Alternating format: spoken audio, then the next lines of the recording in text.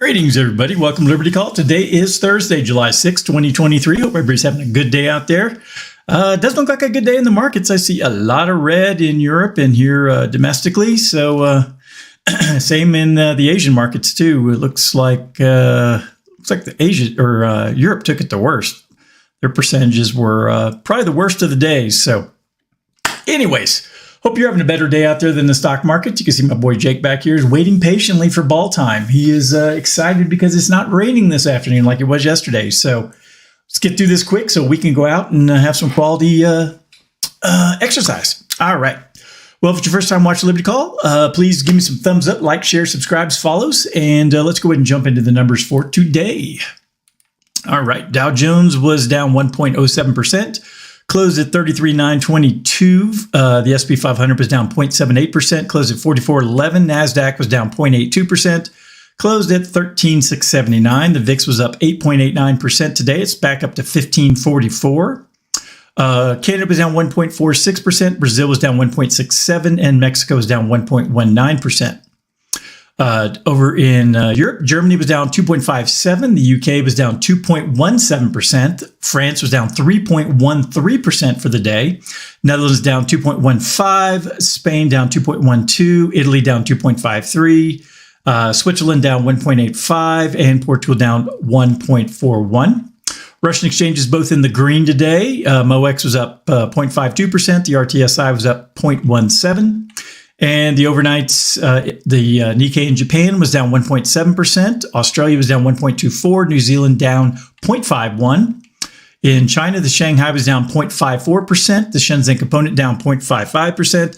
The China A50 down 0.74%. DJ Shanghai down 0.58%. Hang Seng down 3.02%. And the Taiwan weighted down 2.21%. So yeah, not the best day as far as markets are concerned. But again, if you've been watching along and playing along, you know that I've been saying this for a while, that things are going to deteriorate much worse than they are today. And the hope that a lot of the big traders out there, that the Fed was going to stop raising interest rates and lower interest rates, and then start printing more money, which in the short term makes things feel good. It's like the heroin junkie.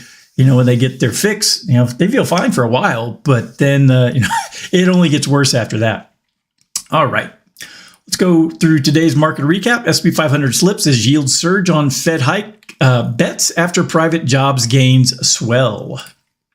All right. The S&P 500 experienced a decline as Treasury yields surged, fueled by strong job market data that heightened concerns about the Federal Reserve's need for further actions to control the economy and inflation. Private payrolls in June grew by 497,000, surpassing economists' expectations and overshadowing the increase in weekly initial jobless claims. This report, coupled with the expectations for 2 more Fed rate hikes, led to a rise in Treasury yields, with the 2-year yield and the 10-year yield surpassing 5% and 4% respectively.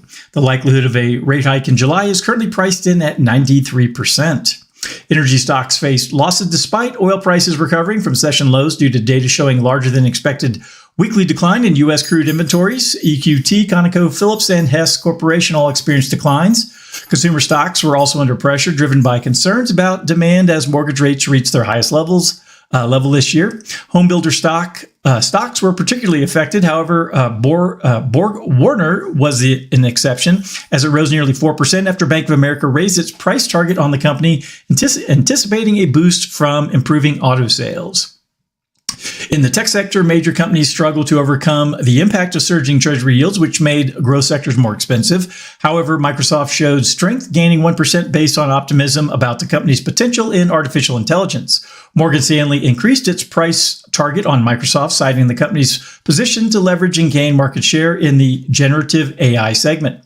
Meta, formerly known as Facebook, saw its early day gains fade despite launching its Twitter rival app, Threads. Although the newly launched platform attracted over 30 million signups since its release, Meta stock failed to sustain its initial upward momentum. Overall, the market reaction was influenced by strong job market data and the anticipation of further tightening by the Federal Reserve. Rising Treasury yields affected various sectors, leading to declines in energy and consumer stocks, while tech companies faced challenges, but with Microsoft showing strength.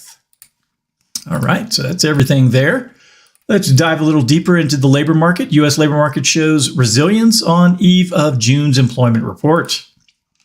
The number of Americans filing new claims for unemployment benefits increased moderately, while private payrolls surged in June, indicating the labor market remained strong and reducing the risk of recession. The report also suggests that the Federal Reserve is likely to resume raising interest rates this month after pausing in June. Initial claims for state unemployment benefits rose by 12,000 to a seasonally adjusted 248,000 for the week ending July 1st, according to the Labor Department. This rise in claims was influenced by factors such as Minnesota extending eligibility for state unemployment benefits to hourly paid school workers during the summer break. Unadjusted claims rose to 250,556, with increases in filings in states like Michigan, New York, Kentucky, and Ohio, potentially related to automobile manufacturers idling plants during the summer. Despite the rising claims, they remain below the level that would signal a significant slowdown in job growth. Employment growth has been strong, averaging 314,000 jobs per month this year. The labor market has shown resilience despite the Federal Reserve's interest rate hikes, with consumer views of the labor market improving in June compared to May. The number of people receiving benefits after an initial week of aid, a proxy for hiring, fell to a 4-month low of 1.72 million, indicating that laid-off workers are quickly finding new employment. Additionally, job openings, a measure of labor demand, fell but remained well above pre-pandemic levels. The positive labor market data, including the increase in private payrolls and strong jobs openings, bode well for the closely watched employment report for June, which is expected to show an increase in non-farm payrolls and a decrease in unemployment rate. The report suggests that the economy may avoid a downturn later this year, and it is more likely that the Federal Reserve will continue its interest rate hikes. Financial markets have priced in rate increases at the Fed's July meeting, reflecting expectations of continued tightening. Overall, the labor market remains on solid ground with signs of confidence among workers as more people quit their jobs. The report indicates a positive outlook for the economy and support for the expectation of interest rates will continue to rise. So, yep. The job numbers still look too good, and it's unfortunately for people who want lower interest rates, it's going to keep the Fed on their upward trajectory for now. So again, until we break the back of inflation and really, in my opinion, start to see some deflation around the economy, it's unfortunately not going to end until we get to that point, just in my own personal view. All right, last up, this comes from Zero Hedge. It's titled The Private Sector Recession. Ooh. See what they have to say. Despite the Federal Reserve hiking interest rates to levels not seen before the 2008 financial crisis, a predicted recession has not materialized. Economist Daniel Lacal suggests that this is due to the, quote, nationalization of the economy, end quote, where the burden of monetary collapse and rate hike falls on families and small businesses, while large corporations and governments remain relatively unaffected. According to Lacal, the weight of government consumption, which accounts for a significant portion of GDP in most countries, disguises the decline in real disposable income, wages, and margins of small and medium enterprises. This, coupled with weaker commodity prices boosting external contributions to GDP, explains why the official data does not reflect the recession and destruction of private wealth and wages that is actually occurring. The decline in global money supply is also significant, contracting to at a rapid pace while government indebtedness continues to rise.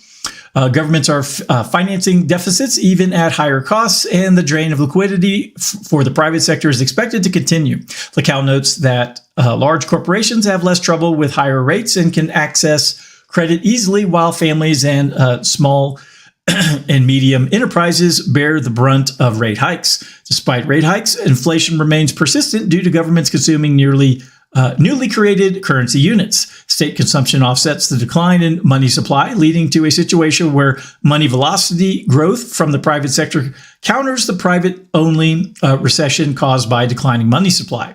Lacal warns that the problem arises when government spending ignores monetary tightening, as it can lead to a second leg up of inflation through higher sales of subsidies using constantly depreciated currency.